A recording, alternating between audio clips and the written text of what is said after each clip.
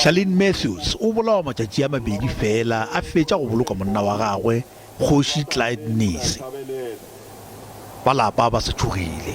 What I heard is that she even appealed that please don't kill me. I will give you money because my children are still very young. We are so devastated. We don't know the reason why. We've got no clue of what happened. Sakile nkuna le o mongwe wa leloko ba go baditšwe ka go thuntšhwa. Maphodisa a kgopetše setšhaba go thuša ka tshedimošo ye e ka lebišago go swareng ga babolai ba Mnisi le mosadi wa gagwe.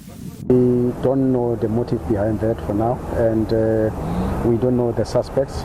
We are continuing with our investigation. We are not sure if these two incidents are related.